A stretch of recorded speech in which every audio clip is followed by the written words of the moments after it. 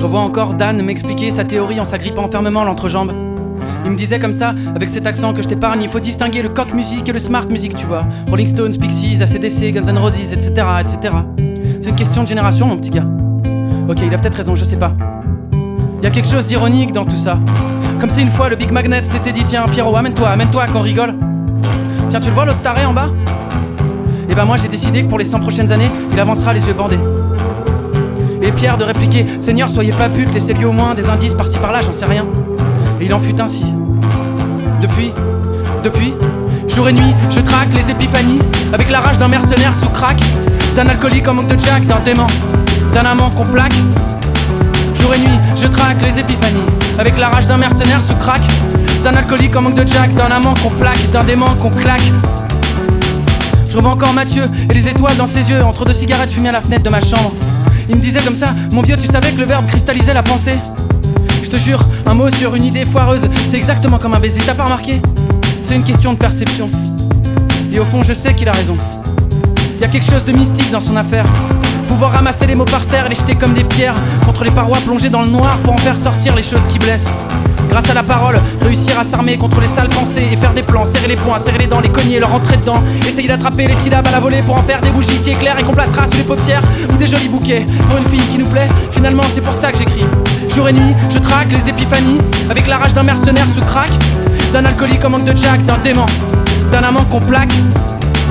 Jour et nuit, je traque les épiphanies avec la rage d'un mercenaire sous crack, d'un alcoolique en manque de jack, d'un amant qu'on plaque, d'un dément qu'on claque.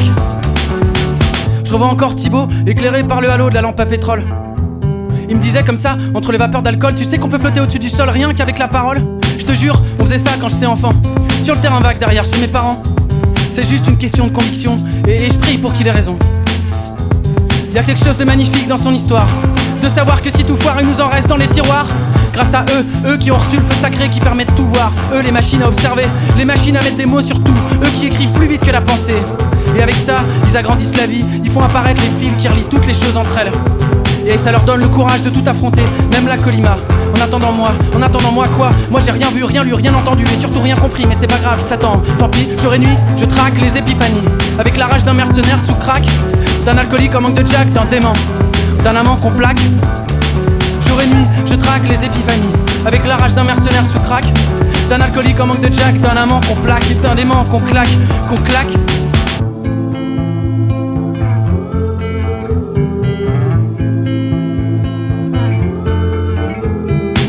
La parole comme vaccin contre la mort, la parole comme rempart contre l'ennui. Parler, parler, parler encore. Parler pour affronter la nuit. La parole comme vaccin contre la mort, la parole comme rempart contre l'ennui. Parler, parler, parler encore. Parler pour affronter la nuit.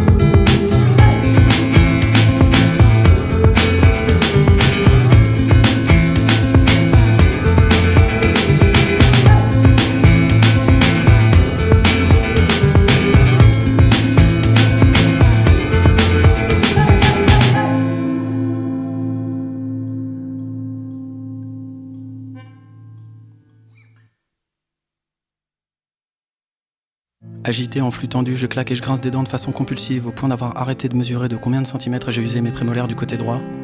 Le moindre bruit me fait sursauter, mon téléphone, le voisin qui met du Pink Floyd en pleine journée, un gamin qui appelle sa mère à l'étage du dessus, quelqu'un qui vide ses bouteilles dans la poubelle à verre de la cour de l'immeuble.